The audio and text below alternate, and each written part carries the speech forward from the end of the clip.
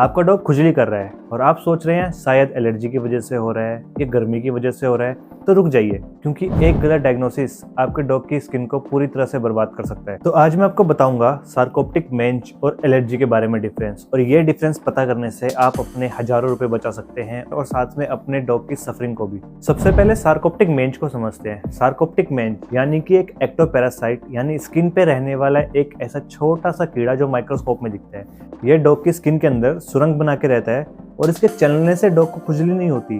उसकी जो लार है या उसका जो वेस्ट मटेरियल है वो जब डॉग की स्किन में रहता है तो उससे हाइपर सेंसिटिविटी रिएक्शन होती है, जिसके कारण वहाँ पे एलर्जी होती है और साथ में खुजली होती है। और अगर ऐसा आप अपने डॉग में देख पा रहे हो तो आप ये भी नोटिस कर रहे होंगे कि ये खुजली रात को बढ़ जाती है, क्योंकि जो माइट्स होते हैं वो रात को ज़्यादा एक्टिव होते हैं। इस तरह के सिम्टम्स अगर कान के किनारों पे और कोहनी पे ज़्यादा देखने को मिलते हैं तो 90% केस होते हैं कि ये मेंज ही है। साथ ही साथ ये आपको बेली के ऊपर या फिर आर्म पिट्स में भी देखने को मिलेंगे। इसके अलावा एडवांस स्टेज में जो स्किन होती है वो थिक हो जाती है, ब्लैक कलर की हो जाती है और बालों के बोल्ड पैचेस यानी कि वहाँ से बाल निकलने शुरू हो जाते हैं। और दूसरी तरफ आती है एलर्जी। मानो डॉग की जो इम्यूनिटी है वो कंफ्यूज हो चुकी है, वो अपने ही बॉडी में गलत केमिकल्स निकाल के खुजली पैदा कर रही है। ये प्रॉब्लम बाहर से नहीं बल्कि शरीर के अंदर से शुरू होती है। इसमें डॉग अपने पंजों को चाटता है, साथ ही साथ उसे फेस में या लिप्स में स्वेलिंग देखने को मिलती है। इसके अलावा ये जो पैटर्न है वो मेंज से बिल्कुल अलग होता है। और यहाँ पे ये बात ध्यान रखना बहुत जरूरी है कि जो 80% एलर्जी के कारण होते हैं वो जेनेटिक होते हैं, और ये हवा में मौजूद पोलन, डस्ट पार्टिकल इससे भी ट्रिगर हो जाती है। और ये कभी एक साथ नहीं आती, ये धीरे धीरे करके आती। मतलब इस साल किसी मौसम में ज़्यादा हुआ, फिर अगले साल इसी मौसम में और ज़्यादा हुआ, तो ये इस तरीके से बढ़ती है। साथ ही ये फूड के कारण भी हो सकता है, क्या पता उसे चिकन से एलर्जी हो, या आप उसे जो आटे की रोटी दे रहे हो उससे उसे एलर्जी हो, या और भी बहुत सारे खाने में जो छोटी मोटी चीज़ें होती हैं उससे भी एलर्जी हो सकती है। अब आप घर पे बैठे हो, आपका डॉग आपके सामने बैठा है, लेकिन आप पता नहीं कर पा रहे हो इसे एलर्जी है या फिर सार्कोप्टिक मेंज है। इसको पता करने का एक सिंपल सा तरीका है जिसे हम बोलते हैं पीनल पीडल रिफ्लेक्स। इसमें आपको अपने डॉग के ईयर को पकड़ के उसके टिप को हल्का सा रब करना है, इचिंग जैसी उसे फील होगी और उसके पैर अपने आप चलने लग जाएंगे।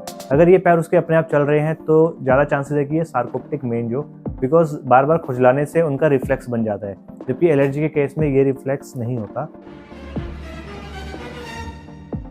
अब आपको लगा कि सार्कोप्टिक मेंज तो है, आप डॉक्टर के पास गए, वहाँ पे एक डॉक्टर टेस्ट करेंगे जिसमें वो ब्लेड से स्किन को स्क्रैप करेंगे और उस जो डस्ट पार्टिकल आएंगे उसमें माइक्रोस्कोप के नीचे जब उसे देखेंगे तो छोटे छोटे एक्टोपैरासाइट देखने को मिलते हैं। पर कई बार 50% केस में ये नहीं भी देखा जाता, मतलब कि जहाँ पे से स्किन को रब किया गया वहाँ पे वो पैरासाइट नहीं आया या वो मौजूद नहीं था। तो उस केस में आपका टेस्ट नेगेटिव आएगा, आपको लगेगा ये कुछ और कारण से हुआ है, तो आप दवाई किसी और की दोगे तो ये खुजली ठीक नहीं होगी।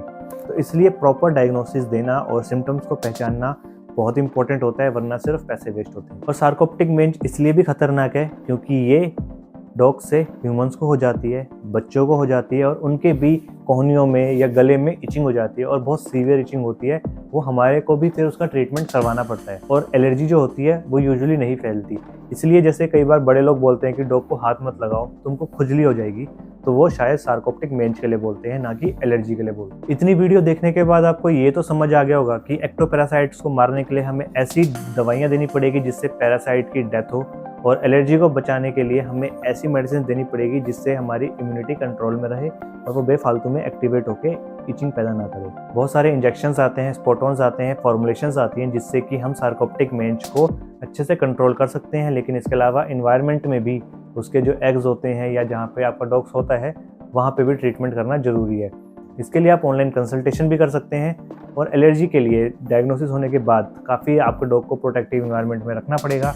जिस भी चीज़ से एलर्जी हो रही है उस चीज़ के कांटेक्ट में अपने डॉग को नहीं आने देंगे। मेंज जो होती है वो बहुत जल्दी ठीक हो जाती है सही ट्रीटमेंट से, और एलर्जी को ठीक होने में टाइम लगता है। कुछ ऐसे शैम्पूज होते हैं जिससे मेंज का ट्रीटमेंट हो सकता है, और आप इस तरह के शैम्पू अपने वेट की कंसल्टेशन से ही लें। सही टाइम पे कंट्रोल हो जाएगा तो डॉग चैन की नींद सो पाएगा, और साथ में आपके फैमिली मेंबर्स को भी इस तरह की खुजली की चपेट में नहीं आना पड़ेगा। कंसल्टेशन का लिंक डिस्क्रिप्शन में है। मैं हूँ डॉक्टर हिमांशु और मिलते हैं आपसे नेक्स्ट वीडियो में। Thank you.